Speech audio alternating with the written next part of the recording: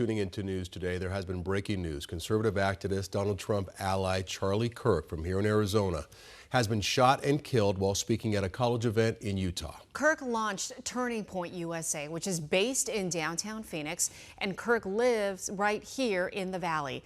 We have live team coverage. Gabriella Becerra is live at Dream City Church in North Phoenix, where Kirk used to speak at frequently. Gabby? Well, Tram and Troy, this is where Charlie Kirk was known to worship, and it's also where he hosted several high-profile political rallies here in the Valley. I did speak with a representative of Dream City Church on the phone earlier this afternoon after the news first broke, and of course they're still processing.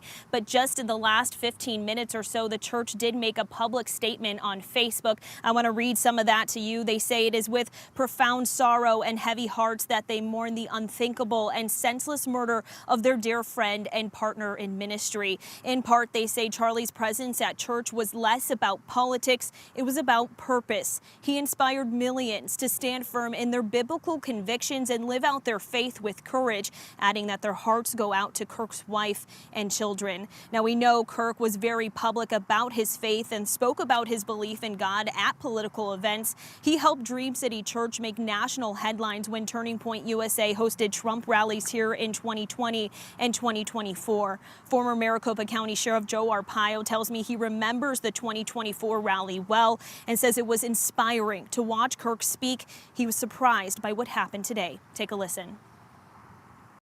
He had a way to just tap in and to grab them. That's where I first found him, and the influence of him was going to a Turning Point event. I want to say it was about 4 years ago at America Fest, actually here in Phoenix. So I didn't really know who he was before that. But man, when he came out and they sung the national anthem and there's red, white, and blue lights coming up, and I was just like, this just feels like so patriotic and so American. And then he come out to the stage and gave the opening ceremony speech. And at that time, I didn't really know who he was, but that speech just fired me up.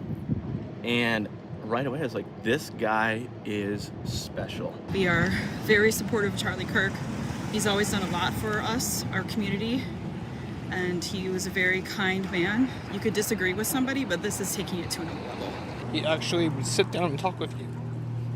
Unlike you look on the other half of everybody else, they don't want to talk to you about matters. And he would literally sit there, give you time to prove your point, and he would obviously rebuttal if he disagreed with it, but he would give you the platform to do so.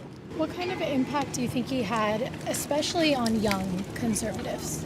I think it made them feel more empowered because they could have a voice, where sometimes having that voice nowadays is not honored. And obviously you can tell that he was killed for it. So the fact that he spoke up when others don't feel like they can, so this is the way of silencing that voice, and it's just not right. It's not right. And I think what's going to happen now is there are going to be a lot of young men and young women who have these views that Charlie had, that are probably going to start speaking up and start living a little more boldly. And that was not former Sheriff Joe Arpaio, but rather some of his supporters. What the sheriff did tell me earlier was that he was sad that this happened. It should never happen in this country, and he condemned the violence for both sides of the aisle. And he also told me that he remembered meeting Kirk when he was just starting out as a young adult and believed he had the power and influence to have a long, successful career.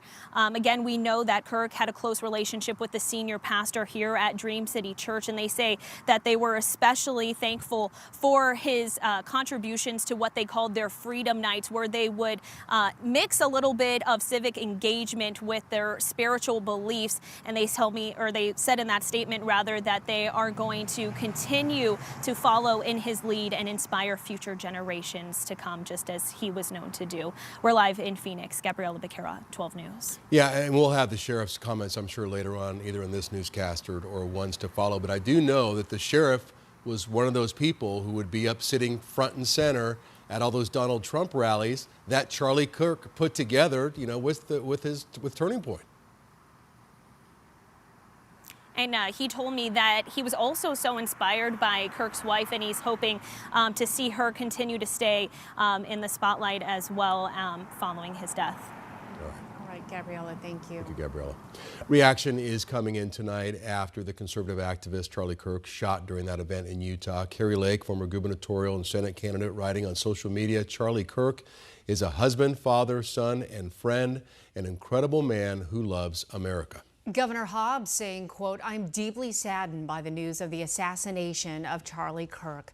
I'm saddened for Charlie's family, friends, and Arizonans as they mourn his loss. And I'm saddened for our country as our politics have descended into horrific violence. Former Congresswoman Gabby Giffords, who knows all too well the impact of political violence, also responded to the shooting, saying, quote, the murder of Charlie Kirk breaks my heart.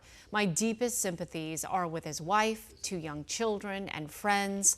Attacks against political or ideological opponents are cowardly and un-American and must be condemned.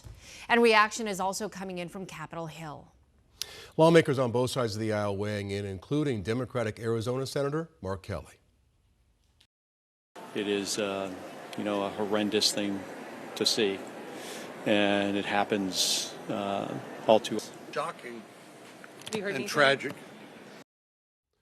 Charlie Kirk, known for speaking on campuses nationwide, including here in Arizona, as we mentioned earlier in this broadcast. So the question is, and you can see this is the area where he was speaking in. That entire area from the earlier video that came up before the shooting was packed with people, including people up on buildings directly across from him. So as you can imagine, a security nightmare.